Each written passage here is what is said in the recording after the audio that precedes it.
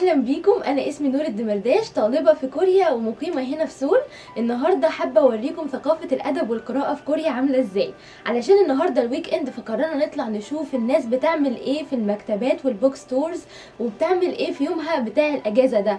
هما قد ايه بيروحوا يشتروا كتب، وايه الفئه العمريه اللي بتروح تشتري الكتب وبتهتم بالقراءه هنا في كوريا. هل هم كبار السن بس، طلاب جامعات بس، ولا اسر ومعاهم اطفالهم كمان؟ الاعداد اللي بتروح تشتري الكتب هي الاعداد اللي في المولات وفي الفسح والخروجات العاديه.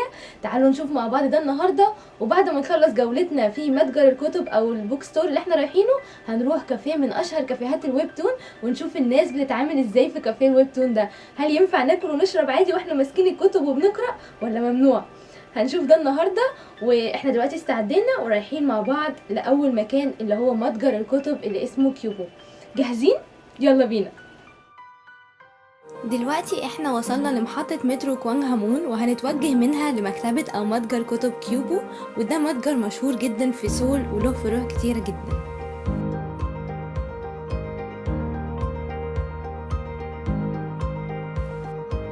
احنا دلوقتي وصلنا للبوابة بتاعتها، وعشان اجراءات الحماية من الكورونا في كاميرات على البوابة تقدروا تعرفوا من خلالها درجات الحرارة بتاعتكم وبتظهر على الشاشة. يلا بينا ندخل مع بعض.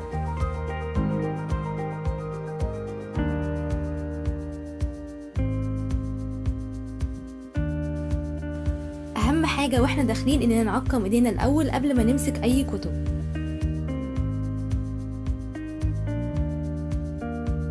زي ما انتم ملاحظين ان في ناس كتيرة جدا النهاردة علشان احنا في الويك اند، فبالنسبة للناس هنا في كوريا انها بتتعامل مع ثقافة القراءة على انها حاجة اساسية في وقت العطلات الرسمية. احنا دلوقتي هندخل المكتبة مع بعض، واول حاجة بنلاقيها هي كتب البيست سيلر او الترشيحات لافضل كتب المبيعات. وزي ما انتوا شايفين هنا رفوف كاملة للترشيحات، وكل رف ليه فئة او كاتيجوري معينة، زي كتب الاطفال، كتب اللغة، كتب الثقافة العامة، وهكذا.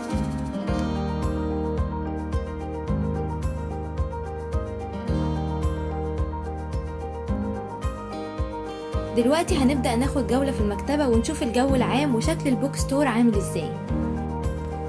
هتلاحظوا اول حاجة ان المكتبة متقسمة لممرات بالحروف الانجليزية والارقام، وكل حرف جنبه رقم معين بيكون ركن خاص بفئة او مجال معين للكتب، زي العلوم والتاريخ والادب والفنون وهكذا. والناس واقفة عادي بين الممرات بتتصفح الكتب وبتفتحها وبتشوفها وبتقرأ فيها شوية. فضلت تايهة بين الممرات شوية عمالة ادور على ركن الثقافة الكورية وكتب اللغة الكورية، لان دي اكتر حاجة او اكتر فئة بتجذب السياح الاجانب لما يجوا كوريا في متاجر الكتب. اول ما ندخل اي متجر او بوك ستور بندور على كتب اللغة والثقافة اهم حاجة واول حاجة. زي ما ذكرت قبل كده ان الناس هنا زي ما بتشوفوا دلوقتي بتفتح الكتب وتتصفحها بسهولة جدا وعادي جدا وتقرأ فيها قبل ما تشتريها. يعني دي حاجة حلوة جدا، لان اللي اعرفه ان معظم الكتب او معظم متاجر الكتب بتكون مغلفة وممنوع ان احنا نفتحها او نشوف اللي جواها ايه. لكن هنا معظم الكتب اللي موجودة في المكتبة ممكن جدا ان احنا نفتحها ونقرأها عادي جدا. لكن اكيد مش كل الكتب، في بعض الكتب اللي هي اصدارات خاصة زي مثلا كتب BTS دي مغلفة وممنوع تتفتح. داخل البوك ستور ده لقينا ماكينة او ماشين بنكتب فيها اسم الكتاب او القسم او الفئة اللي بندور عليها، وبتطبع لنا منها خريطة صغيرة تقدر توصلنا للممر المطلوب او اللي احنا بندور عليه.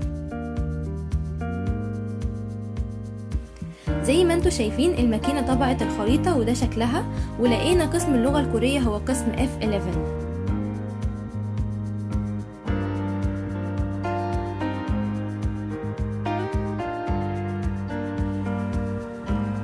أخيرا لقينا قسم F11. في البداية لقيت الكتب اللي موجودة هي كتب الثقافة، وكمان في كتب BTS، وفي كمان موديل صغيرة أو توي صغيرة لفرقة BTS، وسعرها ما يعادل $4 متاحة للبيع. وبين كل الكتب دي فضلت أدور على كتب اللغة الكورية، لقيت كتب مشهورة جدا جدا بين كل الناس اللي بتتعلم كوري، وهي كتب جرامر نيوز. أعتقد كل اللي بيتعلموا اللغة الكورية عارفين الكتب دي كويس جدا. كمان لقيت كتب عن الثقافة وقواميس للكلمات، وكتب عن الأساطير التاريخية، وكتب عن المعالم السياحية في كوريا، وتاني كتب لBTS.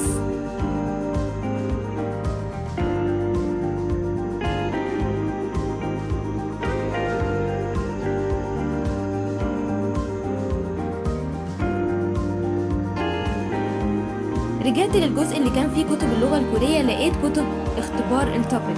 طبعا كلكم عارفين اختبار التوبيك هو اختبار إجادة اللغة الكورية المعترف به دوليا. وقعدت اتفرج على كتب التوبيك، لقيتها كتيرة جدا جدا، في منها شفته قبل كده وعارفاه، وفي منها أول مرة أشوفه.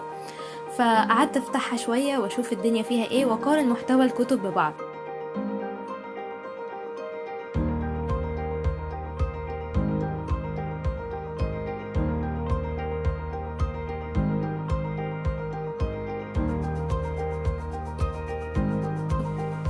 طبعا عرفت دي انهي كتب. دي سلسلة كتب معهد سيجونج اللي بيتم تدريسها في المركز الثقافي الكوري بكل مستوياتها، من المستوى الأول للمستوى الثامن.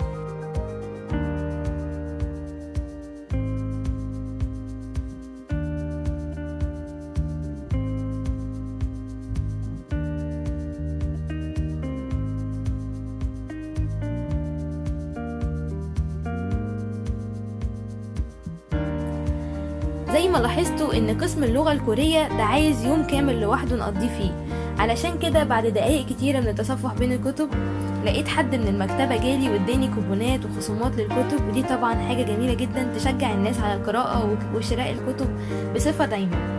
الكوبونات دي كانت كوبون بخصم 25% وده لاستخدام مرة واحدة بس، وكوبون تاني 10% صالح للاستخدام 6 مرات.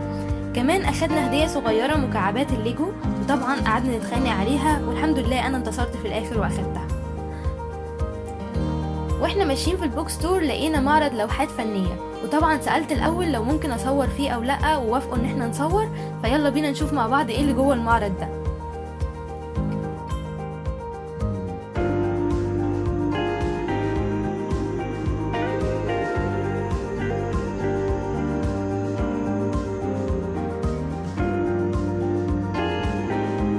اللوحات كلها جميلة ومبهجة جدا، ما عدا طبعا صورة التابوت المريبة دي. كمان في عرض لفيلم صامت لتشارلي تشابلن. وبكده تكون خلصت جولتنا في كيوبو بوك ستور، وهنبدأ رحلتنا التانية وهي كافيه الويبتون.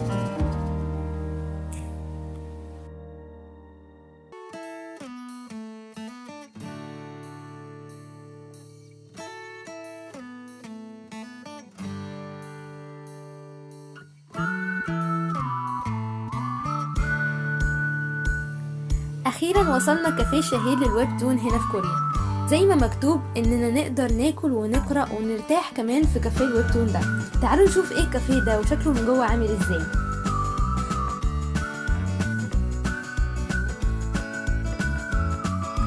اول حاجه بنلاقيها هي لوكرز عشان نقدر نغير فيها الحذاء بتاعنا وناخد سليبر عشان نمشي بيه جوه.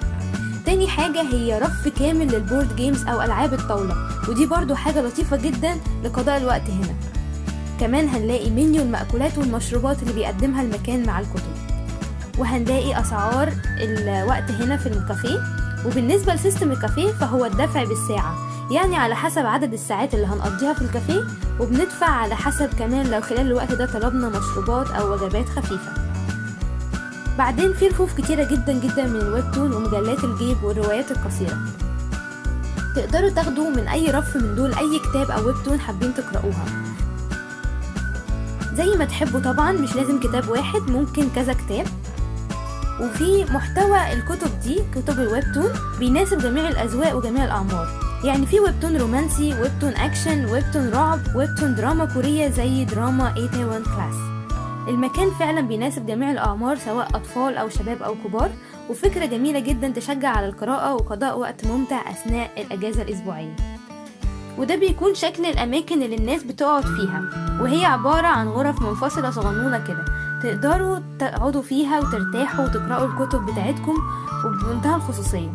وكل غرفة صغيرة فيها مخدات نسند عليها واحنا بنقرأ ودباديب كيوت كده.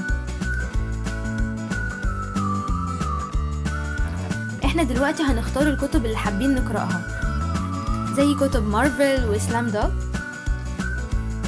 وبعدين هناخد المشروبات بتاعتنا ونروح نقعد جوه.